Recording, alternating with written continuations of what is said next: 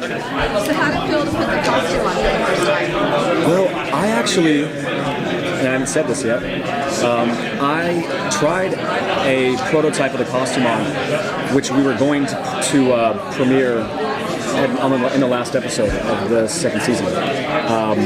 But I don't think, and it looked nothing like how it looks now. It was still awesome, but this is just a whole level of like badassness. It's not going to work, but so yeah, we decided that with the departure of a few of the big characters, the storyline needed to really aid to them saying goodbye. So we saved the costume for this, for the first episode of season 3. So, but it's the coolest costume in the world. I mean, basically, I lost a bunch of weight, and all you have to do is just put a bunch of fake stuff in a costume, and then you look super buff. So, so I ate like a whole plate actually 2 plates of donuts last night. So, yeah. What was wrong with the first costumes? They just weren't. Nothing was wrong with it. I think they just it was almost the same. I think it was just didn't have a little bit of the black in it. I think because now it's kind of like black and red.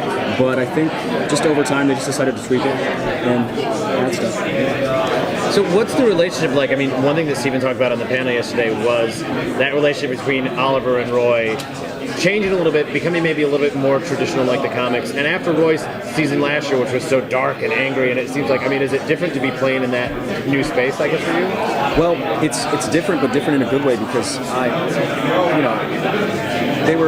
everyone was telling me, episode 20, Seeing Red, or 19 or 20, it's your big episode. So I'm like, okay, hopefully I get the script soon, I can learn all my lines. I didn't have one line in the entire episode. I was in every scene, but I actually ended up pulling, I don't know what the muscle is, because when you're doing all the angry faces, you do this a lot. And I like had this thing, I couldn't move the bottom of the chair. But anyway, now I don't have to do that scowling because Roy has a little bit of a lighter side now, and he has this funny thing with Felicity. I mean, they're turning into this little. It's like the scene from Bridesmaids where they're trying to one-up each other.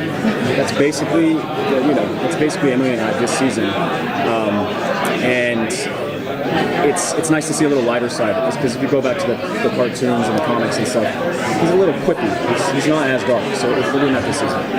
You came from a show, Teen Wolf, that was very groundbreaking in the way that it represented gay characters as part of the world. Yeah. And Arrow was the very first show based on a mainstream superhero to incorporate an LGBT character. Yeah. How do you feel being able to work on 2 shows that are giving visibility to people who haven't been represented very well? I think we've done it, and Teen Wolf has really, really done it so well. I think we need to continue to do it. I mean, I think, it's just a direct, and my brother has been married for 5 years. He's been with his husband for 15 years, and they just had a baby. So that, in that aspect, that's the longest relationship of anyone in my entire family. So that's my level of normal. So I think they need to keep incorporating. I think we need, not just, I guess it was with Sarah and Nissa. Now we need, to bring male characters into that. So I think it helps, and plus, yeah, it's normal. They should keep going. Part of life. That's a part of life. Yeah. Sorry. Thea and Roy broke up at the end of the season. It was very big and very dramatic, and everybody was sad. But now I was sad. Now Thea's gone off to do something maybe dark-ish. We don't know what. I think she's going off to be a runway model. You see that runway walk she did? She did this runway walk into the car. Sorry, I cut you off. So I was wondering, how is that going to affect this season with your relationship with Thea, now that she's kind of potentially a darker character? This is the part that there is a scene coming up between us, but we're not that far in the episodes yet. But I think Roy realizes that he messed up. I mean, the one person that shouldn't have been lying to Thea was Roy, because they love each other. But then he got caught, and I think he's just trying to busy himself right now with going on patrols with Team Arrow and things like that. But I do think that they have an understanding that there was love there, and that he meant that he really did want to go away with her. So I think that we're definitely going to see an interesting relationship with I almost said with John's character, with Malcolm. Yeah, between Roy and Malcolm. So with becoming Arsenal, will we see a change in your physical appearance in regards to an arm or anything? It's funny that people keep asking that. I've asked that myself, and I've asked about that and the drug addiction and things like that, possibility of Cheshire, and they haven't ruled it out. They haven't ruled out the losing the arm.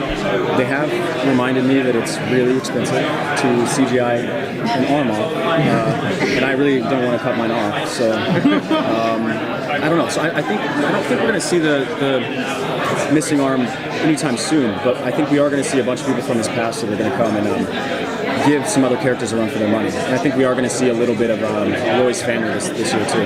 We're going to hear a little bit more about it. So how are your archery skills? Well, Curtis Briconnier, my stunt double's archery skills are phenomenal. I can do it if I stand still. But then they're like, oh, just, I have to go to training. And they're like, just try a double barrel roll with a kick and a thing. And I can't do it. I can't chew gum and walk at the same time. So I credit all my everything. I just say I'm Curtis's dialogue double because he does everything for me. So, yeah, our stunt team's incredible.